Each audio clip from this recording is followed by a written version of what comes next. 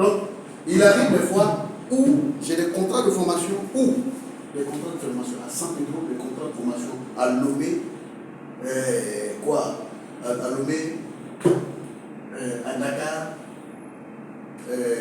même à l'île Maurice, il n'y a pas longtemps. Je fais.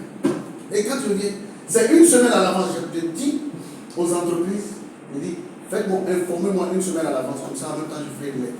Au départ, il dit, c'est une entreprise canadienne. Je dis, j'appelle sur là. Je dis, il faut dire à ton type là, quand j'avais signé le contrat, j'avais dit que j'étais sous-consultant. C'est ma passion. Je dis, si j'ai un concours là, il est parti, hein. Si lui et moi on va se laisser, on va se laisser. Il y a beaucoup, jusqu'à présent, nous avons des clients qui nous donnent des marchés, en même temps nous sommes déclarants en douane. Donc, on nous donne des marchés parce que j'ai la tête qui est là.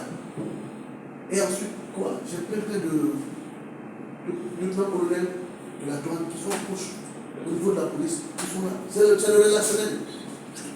Tu viens avec tes milliards, les gars ils s'en foutent pas mal de toi, Celui qui les respecte et puis celui avec qui ils sont impliqués, il y a la relation séculaire, c'est avec lui.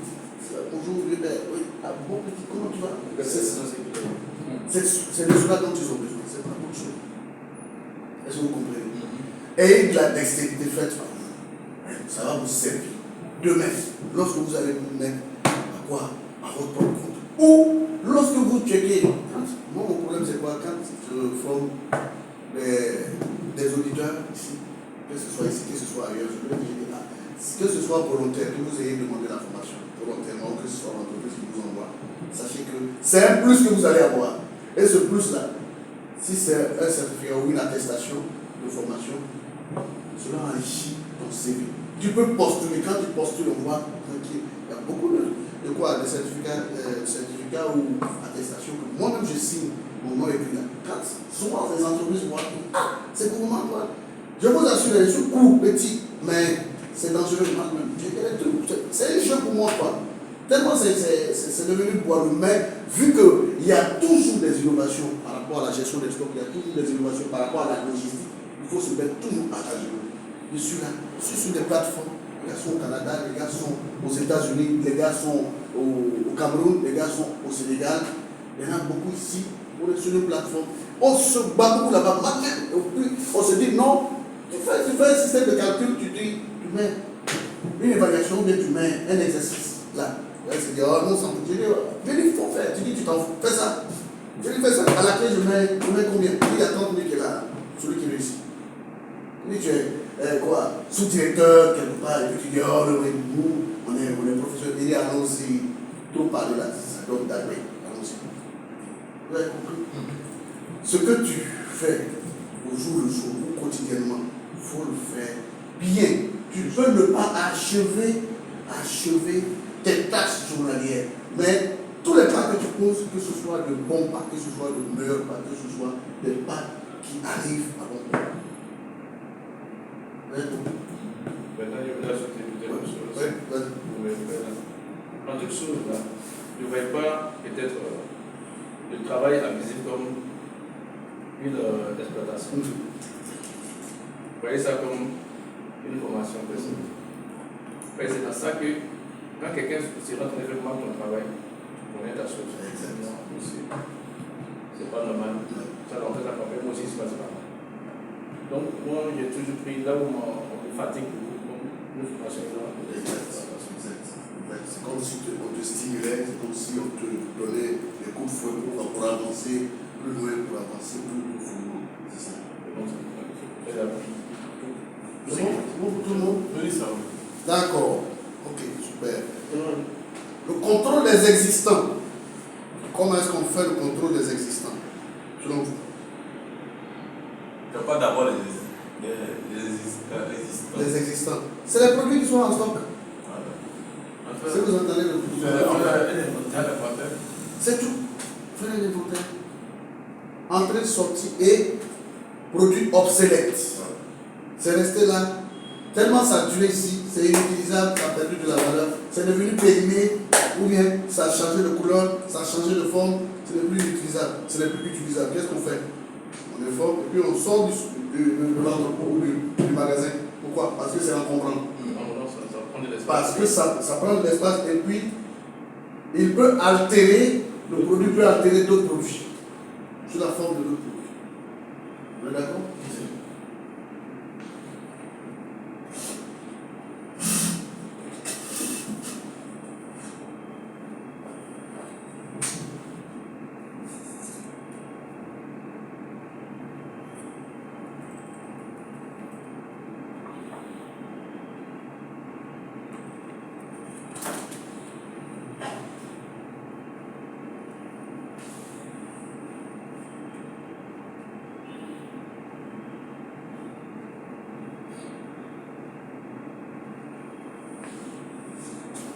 C'est le support qui est là, c'est ce que je leur ai donné. Conversion numérique. Non, non. On est, c'est du fond.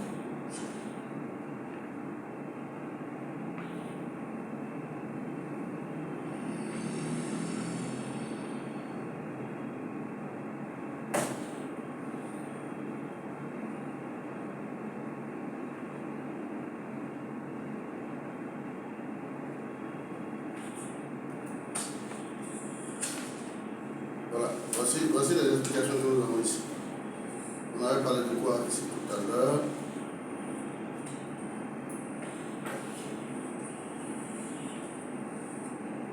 Une plantation, n'est-ce pas? Oh, oui. Une plantation.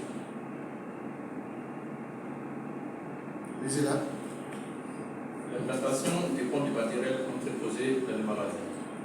Le matériel de petite dimension doit être rangé le plus près possible du bureau du magasinier pour pouvoir les surveiller facilement. Les articles de sortie fréquente seront placés près du point d'enlèvement le plus accessible. Le matériel de grande dimension doit être stocké dans des zones selon leur spécificité afin de faciliter leur déchargement rapide. Les voies d'accès devront permettre la manœuvre des engins lourds, camions, chariots, élévateurs, etc. C'est bon? Est-ce qu'on peut être plus exhaustif que ça? Non, non. Merci. Ils envoient du support, franchement. Oh, on va dire ça. Mais ça devient trop intéressant. Il faut les charger, il faut les charger, il faut les charger. Il faut les emmerder. Emmerdez-les. L'entreposage. Dans l'entreposage, il faut tenir compte des mouvements, même des articles stockés, par exemple. Les articles qui sortent fréquemment doivent être rangés près de la porte et ceux dont on n'en a pas souvent besoin seront laissés loin de la porte. Il faut aussi éviter de ne distribuer que les derniers articles arrivés parce que les autres articles risquent d'être détériorés. Le classement. FIFO. Ouais. Allons-y. Le classement.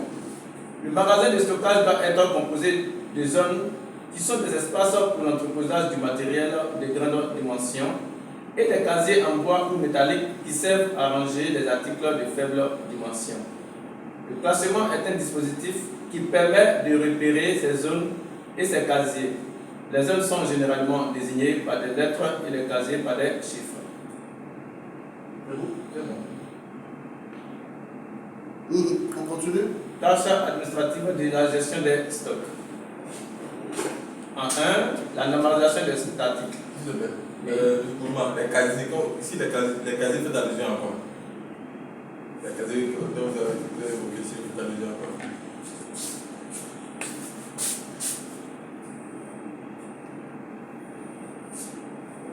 Oui, les étagères sont là.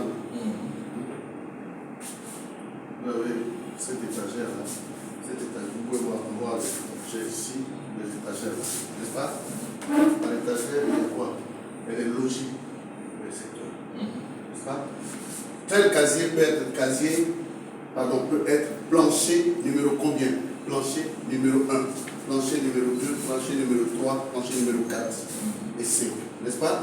Ici, ici, là, vous avez quoi? Vous pouvez mettre ici des stylos. Si je mets les stylos ici, stylo, je peux dire quoi? Style 0, 1, 12, 23. Stylo 1, 12 décembre 23, 2023. Je mets juste les stylos, tout ça, comme ici. Si vous mettez marqueur, mettez MA La même chose, 0,7, pas forcément 0,7, par rapport à quoi? À l'utilisation sur le tableau, tandis que le stylo, on ne peut pas l'utiliser sur le tableau, on l'utilise sur le papier. D'accord? 12, 23, 0,4. Pourquoi 0,4? 2023, pourquoi 0,4? Le stock c'était à minuit, le stock est fini, on en a envoyé, on a fait un réapprovisionnement une 4e fois. Cette explication-là, vous ne pouvez pas dire ce codage dans ce casier de marqueur. Est-ce que quelqu'un d'autre peut avoir une lecture? Peut mieux comprendre ça si ce n'est pas vous? Si. Même le DG, il vient, il regarde votre fichier numérique. Il dit, envoie-moi le fichier là. Il va s'asseoir, il va regarder ça, il va dire, il est malade, c'est quoi, c'est qu'est-ce qu'il a fait? Je vais expliquer ça. Et quand c'est comme ça, prenez votre aise, tranquille, pour ne pas dire, vous le regarder, vous dites, imbécile, c'est toi qui prends des millions, moi je prends de quoi? Des miettes. Vous avez des marqueurs, selon la taille, la dimension, ou, comment on appelle ça, ou, comment est-ce qu'on appelle Le contenu. Hein? La contenu, le contenu. Non, je parle de ça. J'ai oublié le nom là. Le code barre. Le code barre, lorsque vous voyez le code barre, il y a 0,7 qui est marqué dedans. Vous avez mis 0,7. C'est un produit de décembre de 2023 et nous sommes à un 4e réapprovisionnement. Vous n'allez pas dire 4e approvisionnement. Approvisionnement, c'est une seule fois. Le réapprovisionnement, quand le produit est utilisé après, quand c'est fini, tu allais chercher une fois, tu allais chercher 2 fois, tu allais chercher 3 fois. Et 4 fois. Il lui explique ça. Il va dire, est-ce que tu peux faire les autres là? Il dit, oui, c'est possible. Mais j'ai des tâches à accomplir d'abord. Après, il t'appellera. Oui, il t'appellera qui? Il t'appellera ses collègues. Il dit, mais attends, il est dans ton magasin là-bas. Est-ce que ils ont fait? C'est un bonbon, il va dire de manger, il va dire qu'il veut manger sur ton dos. Mais lorsque tu pars là-bas, tu ne sors pas là-bas sans qu'on te paye. Tu t'en fous, le monsieur pour lequel tu es venu faire le travail. Tu ne connais pas de père, ni d'Adam, ni d'Ève. Donc en sortant, tu lui dis, monsieur, on peut lui dire mon prix de transport. Là, ton patron n'a pas dit non, il ne m'a pas donné, il m'a dit de venir seulement. Lui aussi, il aura honte de te laisser partir sans faire. Pourquoi la prochaine fois, on te fait signe, tu n'y as même plein de tâches comme ça, tu dis, ah, j'ai pas encore fini, il est l'heure, tu dis d'accord. Il est l'heure et puis tu n'es pas parti, dis, mais bon, tiens, donne ton truc de transport, ou bien on te dépose. Laisse, on te dépose ton véhicule là, il faut monter dedans. Mais moi, donne-moi le prix de transport. Vous avez compris? Oui. Donc c'est ici là qu'on appelle les casiers. On a dit quoi ici? Qu'est-ce qu'on a dit? Placé selon les urgences, non? Non, on a passé. C'était où? La symbolisation? Oui. On était plus juste ça. Ah, d'accord. La normalisation, n'est-ce pas? Oui, la normalisation. Les articles, oui. Déplacer selon les exigences dans la position. Il s'agit de déterminer les articles qui conviennent le mieux aux besoins des entreprises et d'éliminer toutes les variétés superflues. Ce classement a pour avantage la réduction du nombre d'articles stockés et par conséquent du niveau général des stocks et de leur coût. N'est-ce pas? Oui. Qui peut me donner une explication?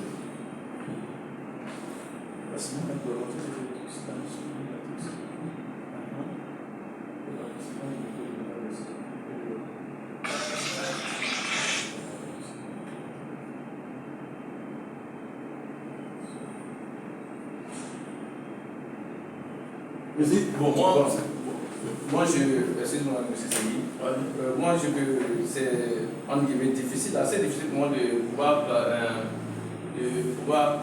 coller ça, voilà, avec Des activités. Voilà, sinon, ça sera un peu. Mais moi, pour moi, c'est déjà produit fini, stocké. Ça, c'est une donne standard. Mais on s'appuie sur ça pour essayer de spécifier pour ne pas dire ses activités. On vous donne la grande ligne, on dit ça c'est l'autoroute.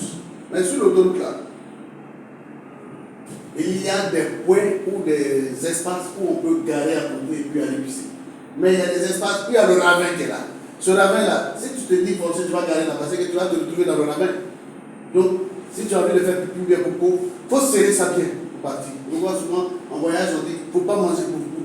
Pourquoi? Parce que je n'ai pas chez moi. Est-ce que vous avez compris? Donc, quand vous voyez ça, vous vous dites bon, d'accord, ça c'est ce qui eux ils ont dit, mais moi spécifiquement, voici comment est-ce que je fais. Forcé, vous avez quoi? Vous avez le même descriptif comme ça, n'est-ce pas? Un tableau où vous avez votre étagère et puis vous avez des casiers. Les casiers en fonction de quoi? En fonction des parfums, en fonction des lotions, en fonction des crèmes, des savons, comment on appelle ça? Des shampoings, etc., etc. Les shampoings sont classés selon leur spécificité. Les shampoings ne sont pas mélangés. Et si c'est un produit de gamme, où il y a tout, ils seront ensemble. Est-ce que c'est faux? Est-ce que vous avez faux? C'est pourquoi tout à l'heure, je parlais de la bouteille de gaz. La bouteille de gaz, on ne peut pas la classer et puis mettre les tuyaux à côté. Ça ne va pas gâter les tuyaux. Mais par erreur, si vous venez, vous êtes pressé lors de l'exécution de vos opérations, et puis vous mettez une bouteille sur le tuyau. Ça va perforer, ou ça va vous coller à côté. C'est du fer, c'est de l'acier, n'est-ce pas? La rouille va percer. Ce sera inutilisable. Donc c'est pourquoi vous placez ça dans un autre casier. Mais que ce soit consécutif. Tu vois la bouteille, tu vois le raccord, et puis tu vois le robinet. Ça, c'est le CC. C'est bon, ça va? Allons-y. Maintenant, on n'a pas encore expliqué. Ah, d'accord. Où ça? C'est le où? classement agroalimentaire, la réduction des nombres d'articles stockés et par conséquent du niveau général des stocks et de leur coût. C'est ici, non? Oui. C'est là. Le classement a pour avantage de la réduction du nombre d'articles stockés et par conséquent du niveau général des stocks et de leur coût. Oui. Souvent, quand vous partez en supermarché, les produits qui se descendent sont placés sur les étagères, n'est-ce pas? Et sur chaque étagère, on place 5 produits qui sont de même nature, qui ont même origine, mais qui sont classés là. 1, 2, 3, 4, 5. Car ceux qui viennent acheter, il y en a qui peuvent acheter un seul. Mais de la manière dont la force de sortie, la force d'achat, on a classé 3, la caméra regarde. Les agents de rayon, les agents de rayon, ils voient déjà, ils passent là, les rayonnistes, ils passent pour vérifier au niveau des quoi, des casiers. Au niveau des casiers, il y a combien d'articles? Le matin, on en avait posé 5. Il est 13h, 14h, il reste quoi? Un seul article. Donc ils vont dans le magasin de l'entrepôt pour achander, n'est-ce pas?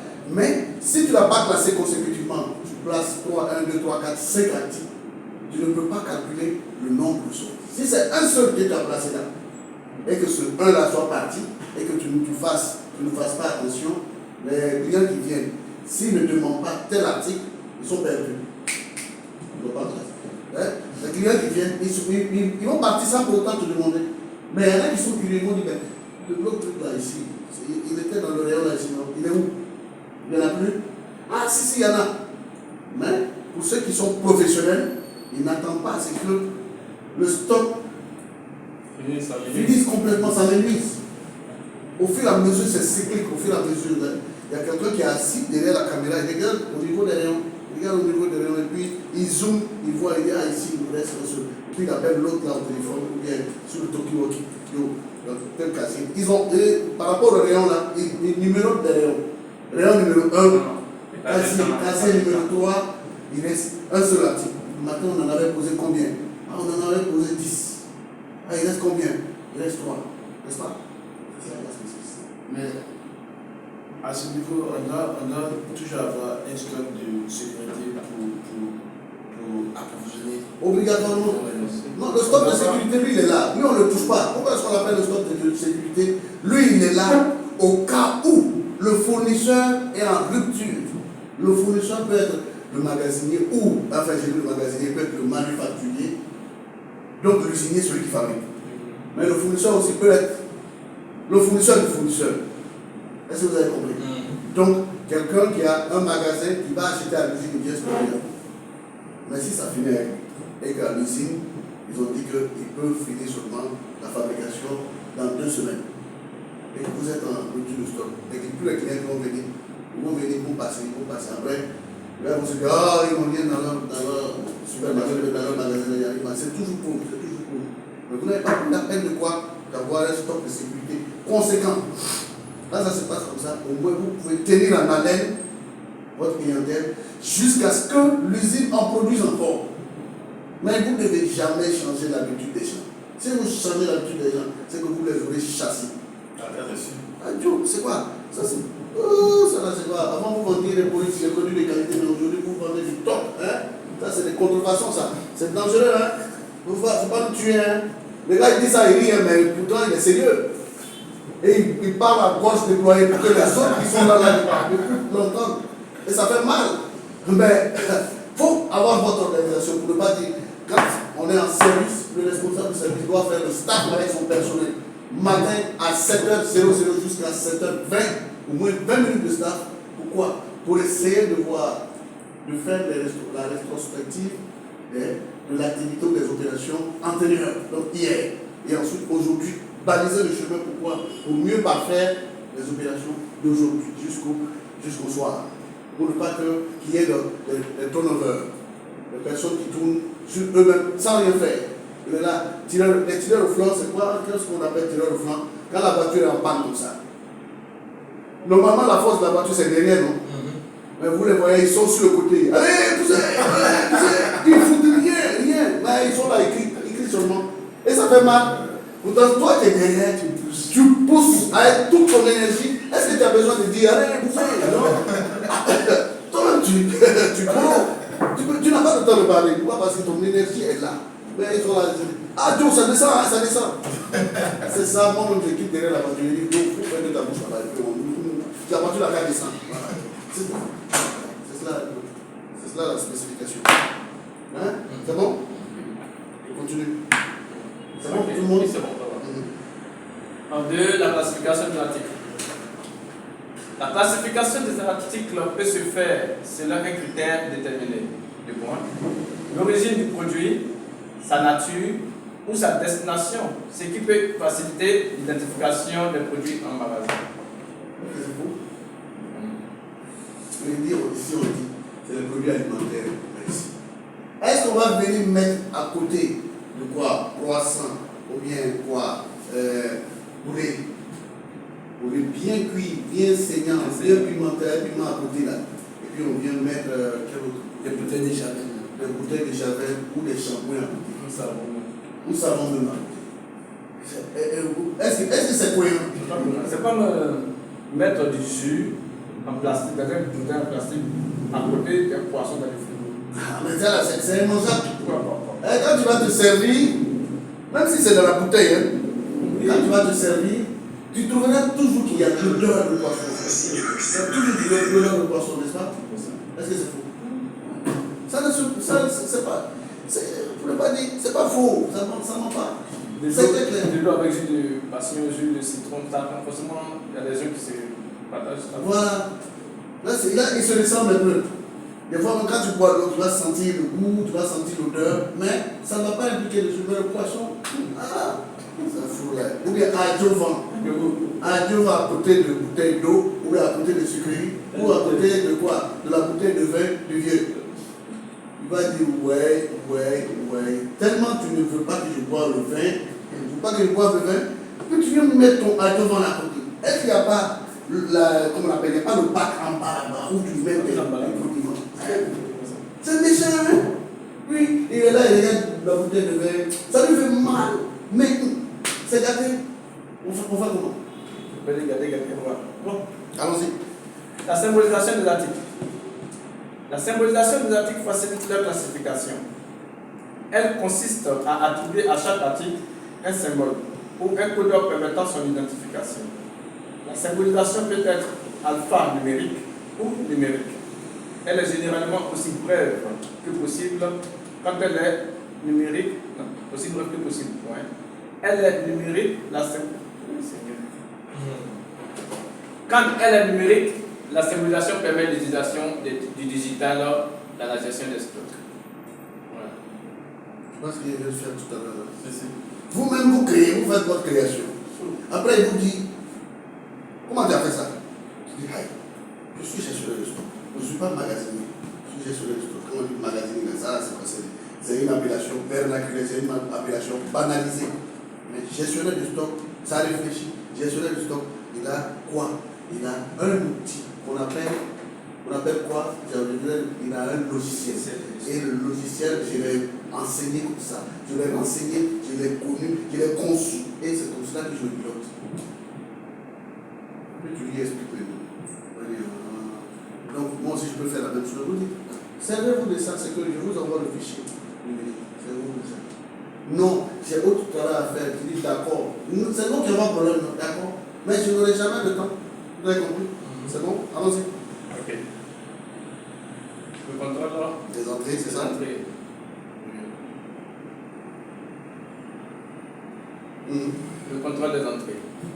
Les entrées peuvent provenir soit des fournisseurs, soit des autres services de l'entreprise, car des produits finis. Elles doivent être contrôlées quantitativement et qualitativement par le magasinier. Pour les entrées en provenance des fournisseurs, on établit un bon de réception. Pour les entrées provenant des autres services, entre parenthèses des ateliers par exemple, on établit un bon d'entrée selon le même principe que le bon de réception, mais dont l'usage est interne. Pour respecter le principe du contrôle mutuel, ce bon doit être doublement signé par le magasinier et par les services de livraison. Le bon d'entrée peut être établi selon le modèle suivant.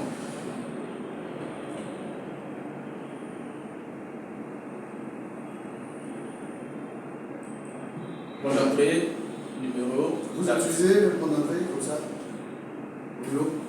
Chez vous? Oui. Nous, on a les lycées. Ça, c'est le standard. Mais vous l'adaptez à vos activités. M. Kourouman ne vous dira jamais non, c'est ça, c'est le meilleur. Non. Lui, on vous donne juste l'image. On dit c'est être humain. Un bébé, il a 1 an. N'est-ce pas? Lui, il s'en fout d'être gros, d'être Annie, d'être Kouera comme moi. Il s'en fout. Là où tu l'envoies depuis les bébés, là, jusqu'à ce qu'il commence à parler, quelle langue il va parler là-bas? C'est la langue de la famille dans laquelle il est. C'est le fils de Amadou, c'est le fils de Niamien, c'est le fils de Tel.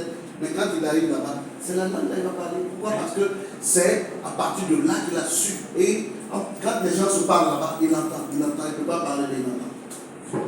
Tu lui dis, abonné, black. Il va venir, non? Jusqu'à ce qu'il grandisse, il va entendre black. C'est ce que je dis. Tu l'envoies aussi sur les gars ou bien sur les goyas, il lui dit, mais en fait, qu'est-ce qu'il va faire? C'est venu, il va partir, c'est pour ça.